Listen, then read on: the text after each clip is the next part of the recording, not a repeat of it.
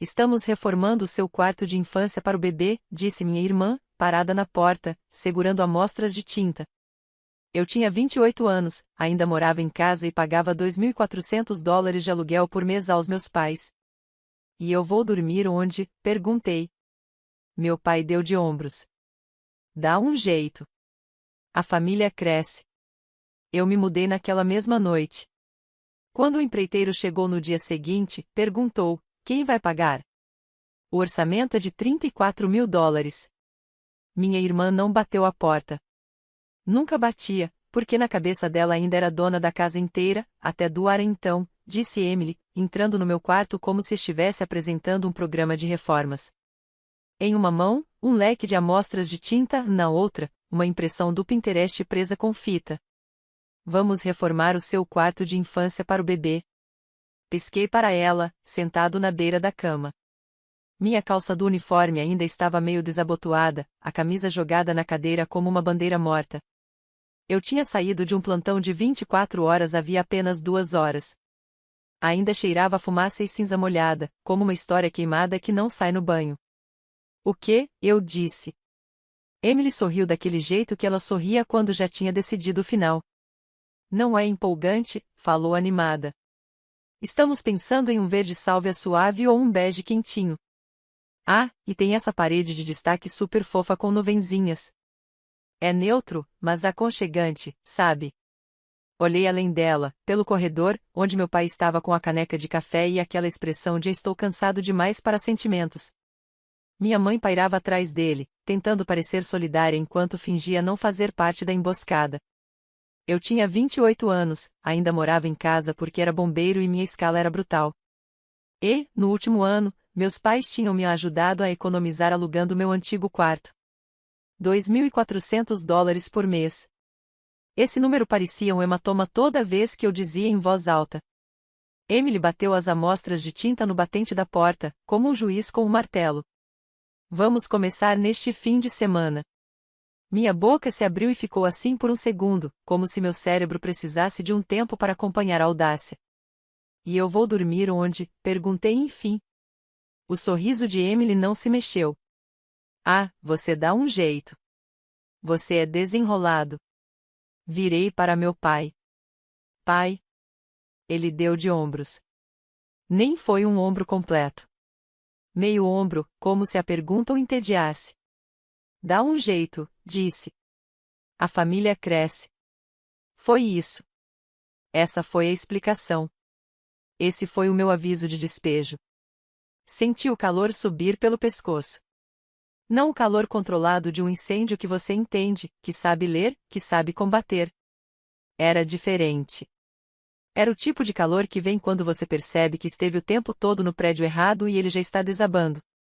Eu pago vocês, disse devagar, cada palavra como pisar em vidro. 2.400 por mês. Minha mãe levantou as mãos, como se pudesse fisicamente segurar a tensão. Max, não transforma isso num, começou ela. Num o quê? Retruquei. Num problema? Porque é um problema. Emily suspirou como se eu estivesse sendo dramático de propósito. Você não está pagando por aquele quarto. Está pagando para morar aqui. Eu encarei ela. E morar aqui inclui não ter um quarto. Meu pai deu um gole no café, como se estivéssemos falando do tempo. É temporário. Temporário por quanto tempo? Perguntei. Os olhos de Emily brilharam. Ah, o bebê nasce em 4 meses, mas obviamente queremos o quarto pronto antes, e depois vem a fase de recém-nascido, depois o treinamento do sono, e depois a fase de criança pequena. Então, eu disse, com a voz ficando plana. Nunca. Minha mãe tentou de novo. Querido, a Emily precisa de apoio. Você é o irmão dela. Dei uma risada curta. Saiu feia. Eu sou o irmão dela, repeti. Não o quarto extra. Emily deu um passo à frente, ainda segurando as amostras de tinta como se fossem armas. Você nem usa o quarto metade do tempo. Vive no quartel. E quando está aqui, só dorme. Sim, eu disse, porque eu sou bombeiro. Ela revirou os olhos. Lá vamos nós. Algo dentro de mim quebrou. Não alto, não cinematográfico, só um clique silencioso, como uma porta trancando. Eu me levantei. Meus joelhos estavam rígidos depois de uma noite longa puxando mangueiras, arrombando portas, carregando uma mulher por uma escada cheia de fumaça enquanto ela gritava pelo gato. Meu corpo estava cansado daquele cansaço profundo que não se resolve com sono. Mas minha mente, de repente, ficou clara. Ok, eu disse. Emily piscou. Ok. Passei por ela e fui para o corredor. Meu pai me observou como se não acreditasse, como se esperasse que eu cedesse, como sempre. Abri o armário de roupa de cama e puxei a bolsa de viagem que eu mantinha escondida atrás das toalhas velhas. A voz da minha mãe ficou mais dura. Max, o que você está fazendo? Entrei no meu quarto e comecei a arrumar as coisas sem cerimônia. Jeans, camisetas de trabalho, meias. Minhas botas de incêndio estavam no quartel, mas todo o resto que eu tinha estava ali, inclusive a foto emoldurada de mim com o uniforme da academia, que minha mãe insistia em colocar na estante como se provasse que ela tinha orgulho. Emily deu uma risada nervosa. Ok, não seja dramático. Estamos só conversando. Eu não estou, eu disse, fechando o zíper da bolsa. O tom do meu pai mudou um pouco. Para onde você vai? Parei e olhei para ele. Foi aí que caiu a ficha. A forma como ele perguntou não era de preocupação. Não era você está bem, ou a gente pode conversar? Era mais em que transtorno isso vai causar pra gente? Eu vou me mudar, eu disse. O rosto da minha mãe se contraiu. Max, você não pode, simplesmente não pode. Posso, eu repeti. Vocês acabaram de me dizer que eu não tenho mais um quarto. Parece uma mensagem bem clara. Emily bufou. Você está agindo como se a gente tivesse te expulsado. Olhei direto para ela. Vocês expulsaram. Meu pai pousou a caneca com um tilintar suave. Não seja mesquinho. Mesquinho, repeti, sentindo minha voz subir. Eu pago a vocês mais do que muita gente paga de prestação de casa, e vocês tiram meu quarto sem nem me perguntar. Os olhos da minha mãe brilharam. Nós somos família. Eu encarei ela e então disse, então para de me cobrar aluguel. Silêncio. Aquele tipo de silêncio que diz tudo. O sorriso de Emily voltou, fino e cortante. Você vai se arrepender de agir assim quando precisar da gente. Joguei a bolsa no ombro. Eu já precisava de vocês. Vocês estavam ocupados escolhendo tinta. Meu pai balançou a cabeça devagar, como se eu fosse uma decepção. Então você vai simplesmente ir embora? Vou, eu disse. Hoje à noite. Minha mãe deu um passo na minha direção, a voz ficando suave daquele jeito manipulador. Max, a gente ia te contar que dava para te mudar pro porão. Pro porão? Repeti, pensando no cheiro de mofo e na janela que vivia vazando. É tranquilo, disse meu pai. Tem gente em situação bem pior. Fiquei olhando para eles por um longo segundo. Depois assenti. É, eu disse. Tem mesmo. Mas eu cansei de comparar a minha vida com a miséria dos outros para justificar vocês me tratarem como um caixa eletrônico. O rosto da Emily endureceu. E daí?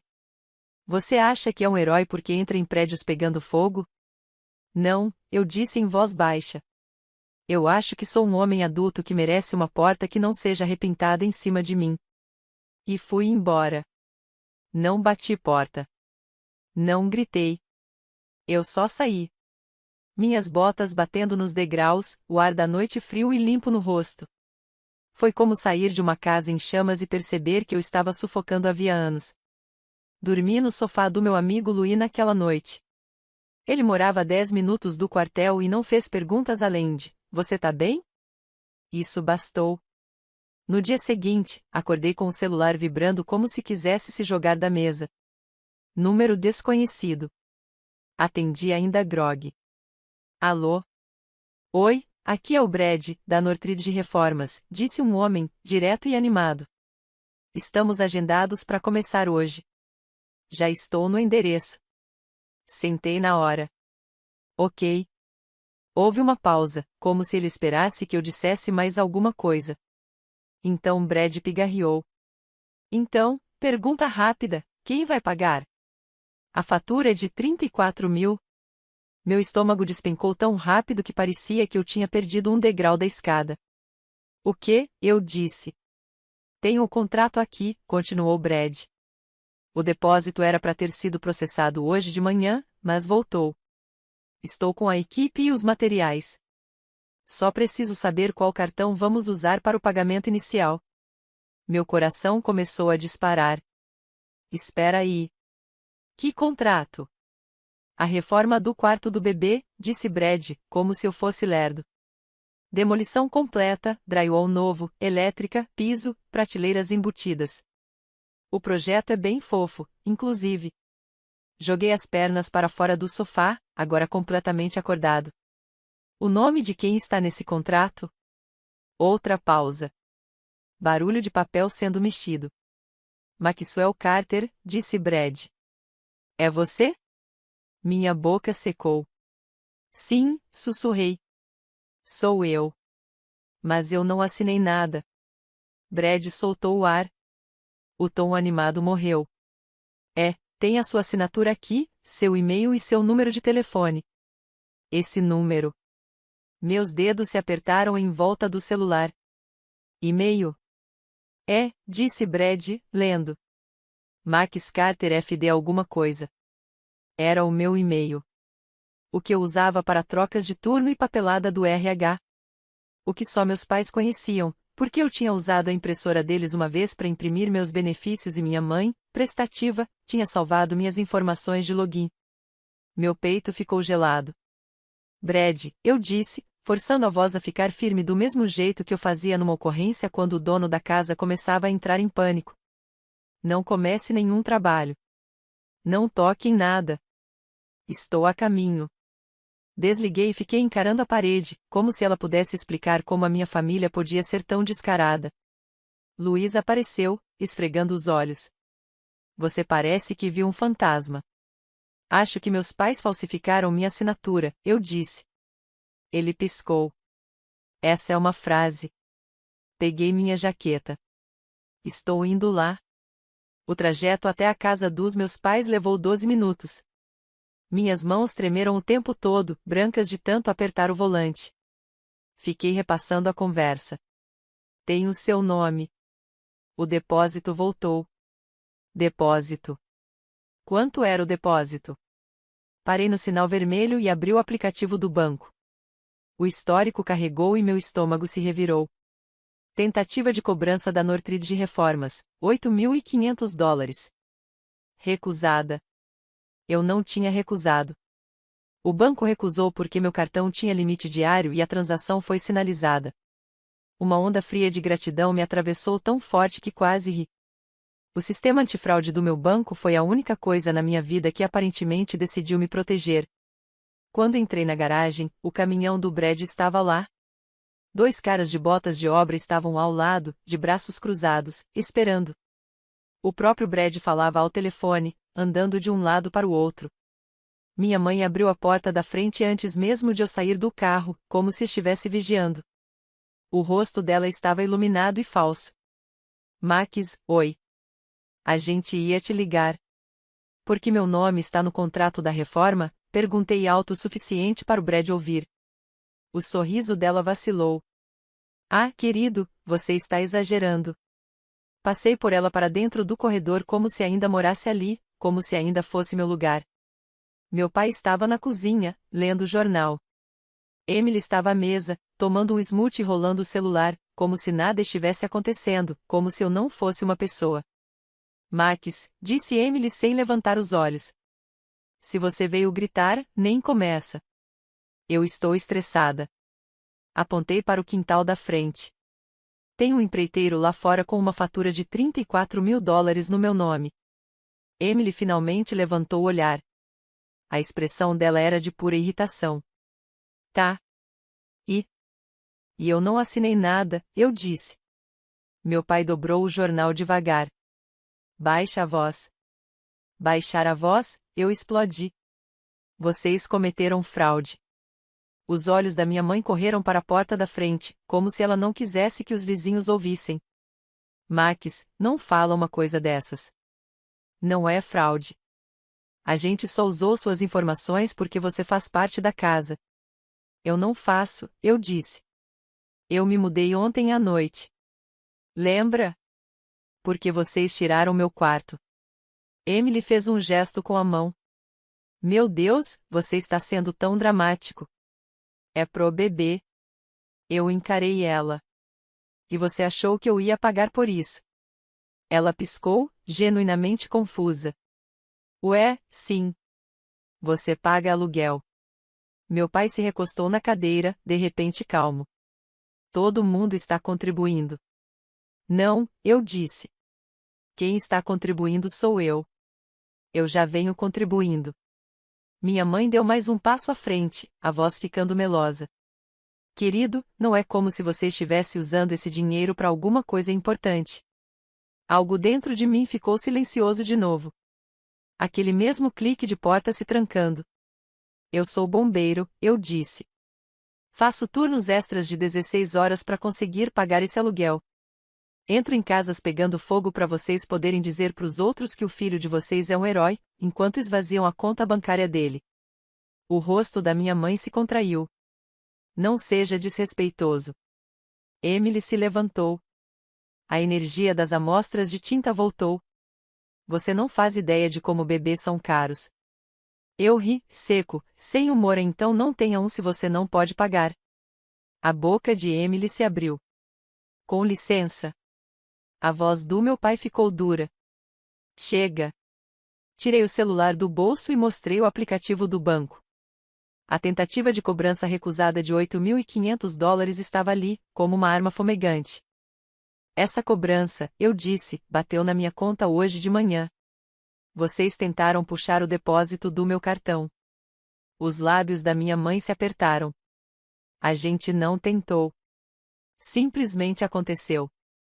Eu encarei ela.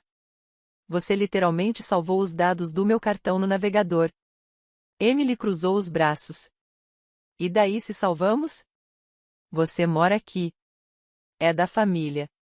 É isso que família faz. Não, eu disse, com a voz firme. Família pergunta. Família não rouba. Meu pai se levantou, ficando mais alto do que eu, tentando usar o tamanho em vez da lógica. Você nos deve. Nós te criamos. Aquela frase, a clássica, como se amor fosse um empréstimo. Eu não pisquei. Eu paguei vocês, eu disse. 2.400 por mês por 2 anos. Minha mãe abriu a boca. Eu levantei a mão.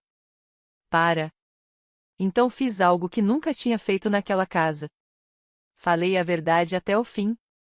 Vocês não me cobraram aluguel porque precisavam de ajuda com a hipoteca, eu disse. Vocês me cobraram porque era fácil. Porque eu disse sim.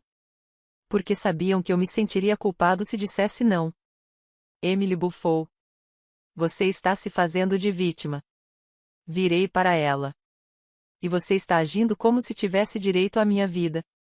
As bochechas dela ficaram vermelhas. Eu estou grávida. Você não entende. Eu entendo, eu disse. Você quer o quarto do bebê. Quer o apoio. Quer a casa. Quer que tudo continue como sempre foi. Onde você pega e eu dou. E a mamãe e o papai chamam isso de amor. O maxilar do meu pai se contraiu. Então o que você quer? Um pedido de desculpas. Eu olhei para eles. Olhei de verdade. O sorriso tenso da minha mãe. O orgulho teimoso do meu pai. A indignação ofendida da minha irmã. E percebi que eles não se sentiam culpados. Eles se sentiam incomodados. Eu quero meu nome fora desse contrato, eu disse. Quero que vocês digam ao Brad lá fora que essa assinatura não foi autorizada por mim. E quero que parem de usar meu cartão, meu e-mail e a minha vida como se fossem uma carteira comunitária. Os olhos da minha mãe se arregalaram. Max, não. Eu fui até a porta da frente e a abri. Brad levantou o olhar, cauteloso. Dei um passo para a varanda e disse, alto e claro, eu não autorizei essa reforma. Meu nome foi usado sem o meu consentimento. Minha mãe fez um som engasgado atrás de mim. Max, o rosto do Brad se fechou. Então você está dizendo que... Estou dizendo, continuei, que eu não assinei nada. E qualquer assinatura que você tenha falsificada. Eu não vou pagar. 1 centavo sequer. Atrás de mim, a voz do meu pai explodiu. Entra agora. Eu nem me virei. Brad soltou o ar devagar. Certo. Então eu não posso prosseguir. Vou precisar falar com o proprietário do imóvel. Minha mãe subiu na varanda, o sorriso colado de volta no rosto como papel de parede ruim. Oi? Sim, desculpa. Isso é só um mal-entendido. Não é, eu disse, e puxei o celular de novo. Abri meu e-mail e mostrei ao Brad o orçamento encaminhado, o contrato, o e-mail de Amax, por favor, assine aqui, marcado como lido a partir de um endereço IP. O Wi-Fi da casa dos meus pais. Minha mãe congelou. Os olhos do Brad foram de um para o outro. Ele parecia desconfortável agora, como alguém que entrou sem querer numa briga de família com ferramentas elétricas no meio. Vou documentar isso, ele disse em voz baixa. E sugiro que vocês resolvam entre si, porque se houver fraude, isso não é responsabilidade nossa. Ele se virou para a equipe. Guardem tudo. Emily rompeu pela porta como uma tempestade. Você só pode estar brincando, ela sibilou para mim. Você está estragando tudo. Eu finalmente olhei para ela. Não, eu disse. Você estragou tudo quando decidiu que o meu dinheiro era seu. Os olhos dela faiscaram. Você é muito egoísta. Inclinei a cabeça. Egoísta teria sido deixar a cobrança passar e depois cortar vocês sem aviso. Isso aqui é eu impedindo vocês de roubarem $34.000 de mim. Meu pai deu um passo à frente. Você está nos envergonhando. Eu assenti devagar. Ótimo. E então, porque eu me conhecia, porque eu sabia como minha cabeça funcionava, como a culpa tentava entrar sorrateira como fumaça por baixo da porta, fiz a próxima coisa antes de me convencer do contrário. Tirei o celular do bolso, abri o aplicativo do banco e cancelei a transferência automática. Aquela identificada como aluguel, paz. Vi a tela de confirmação aparecer como uma bênção. Emily me encarou como se eu tivesse dado um tapa nela. Você não pode fazer isso. Posso, eu disse. E fiz. A voz da minha mãe tremeu. Max, por favor. A gente tem planos. A gente já o quê? Perguntei. Gastou. Silêncio de novo. Essa foi a minha resposta. Fui até o carro. Minha mãe me seguiu pela escada, a voz subindo. Max, você vai abandonar sua irmã, sua sobrinha ou sobrinho? Parei ao lado da porta do motorista e me virei. Eu não estou abandonando ninguém, eu disse. Estou me recusando a ser usado. A voz do meu pai cortou da varanda. Se você se afastar disso, não venha rastejar de volta. Eu olhei para ele por um longo segundo. Depois assenti. Combinado. Entrei no carro e fui embora. Naquele dia, fiz 3 coisas. Primeiro, registrei uma denúncia de fraude no banco e bloqueei meu cartão. A atendente do outro lado da linha era calma, profissional e nada interessada em saber se minha mãe estava chorando. Foi revigorante. Segundo, troquei todas as senhas que meus pais já tinham tocado. E-mail, banco, até aquele serviço de streaming idiota que minha mãe usava para assistir programas de culinária. Ativei a autenticação em 2 fatores como quem tranca uma porta num bairro perigoso. Terceiro, liguei para um conjunto de apartamentos perto do quartel e perguntei se havia algo disponível imediatamente. Havia. Era pequeno. Um quarto, nada de tinta bege quentinha e sofisticada. O carpete estava gasto. A cozinha tinha um leve cheiro de alho velho. Era perfeito. Quando levei minhas coisas naquela semana mudança de verdade, não aquela meia-vida que eu levava na casa dos meus pais, o Louis apareceu com uma cadeira dobrável e um engradado de cerveja, como uma mini equipe de resgate de inauguração de casa. Você tá bem? Ele perguntou, me entregando uma lata. Olhei em volta do apartamento vazio e senti algo estranho se acomodar no peito. Alívio. Acho que sim, eu disse. Acho que eu não tinha percebido o quanto era pesado. Ele assentiu como quem entendia. Família pode ser mais pesada que fogo. Nos dias seguintes, meu celular apitou como uma sirene. Filho, por favor, liga. A gente precisa conversar. Pai, você está exagerando. Emily, não acredito que você fez isso comigo. Mãe de novo, você quer mesmo que sua sobrinha cresça achando que você não se importava? Essa quase me pegou. Cutucou a parte sensível. A parte que ainda queria ser boa. Mas então lembrei do meu pai dando de ombros e dizendo, dá um jeito. A família cresce. Lembrei da Emily parada na porta do meu quarto com amostras de tinta, como se minha vida fosse só um cômodo para redecorar. Lembrei da tentativa de cobrança de $8.500, e minha culpa endureceu em outra coisa, clareza. Respondi uma única vez no grupo da família. Max, não vou pagar pela reforma. Não vou mais pagar aluguel. Meu nome foi usado sem consentimento. Não me procurem novamente por dinheiro. Emily respondeu na hora, nossa, então você está mesmo escolhendo dinheiro em vez da família. Fiquei olhando a tela e então digitei a verdade. Max, quem escolheu dinheiro antes da família foi você. Só presumiu que ele fosse meu. Minha mãe mandou um emoji chorando. Meu pai não mandou nada. Por um tempo, houve paz.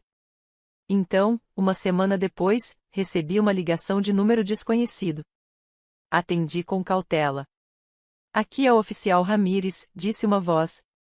Estou falando com Maxwell Carter? Meu estômago se contraiu. Sim. Estou ligando a respeito de um registro de uso indevido de identidade relacionado a um contrato de reforma residencial, ele disse. Gostaríamos de fazer algumas perguntas. Sentei pesado no sofá. Ok, respondi. 2 horas depois, eu estava sentado numa pequena sala de entrevista contando a verdade outra vez. Mostrei os e-mails, a tentativa de cobrança, a linha do tempo. Expliquei que eu era bombeiro, que trabalhava à noite, que pagava aluguel aos meus pais porque eles disseram que era justo, que prometeram que era por causa das contas. O rosto do policial não mudou, mas os olhos fizeram aquela coisa ficaram mais atentos, como os de alguém decidindo o que realmente importa ouvir. Quando terminei, ele se recostou levemente na cadeira. Então eles tinham acesso ao seu e-mail e às suas informações bancárias. Sim, eu disse, porque eu confiava neles. Ele assentiu uma vez. Vemos muito isso em casos de família. Eles acham que a permissão é automática. Engoli em seco. E agora, o que acontece? Nós investigamos, ele disse. E você continua documentando tudo. Não se envolva emocionalmente. Mantenha os fatos. Naquela noite, fui trabalhar. Um chamado de incêndio de verdade entrou por volta das 2 da manhã. Casa geminada. Crianças lá dentro. Fumaça saindo das janelas do segundo andar como um aviso. E eu fiz o que sempre faço. Entrei. Porque é isso que acontece no meu trabalho, quando tem gente presa, você não discute se elas merecem ser salvas. Você simplesmente age. Mas quando saí, suado e tremendo, e sentei no estribo do caminhão com uma garrafa de água, percebi uma coisa brutal. Eu vinha fazendo isso em casa também correndo para dentro da fumaça, tentando salvar pessoas que continuavam acendendo fósforo. Um mês depois, minha mãe apareceu no meu apartamento. Eu soube que era ela porque bateu na porta como se ainda fosse dona dela. Olhei pelo olho mágico e vi ela ali, cabelo perfeitamente arrumado, o rosto já montado no modo mártir ferida. Abri a porta, mas não a convidei para entrar. Ela piscou, olhando para o lado, como se esperasse que eu parecesse culpado. Max, ela sussurrou. Ah, querido. O que você quer? Perguntei. O rosto dela rachou um pouco. A gente está em apuros.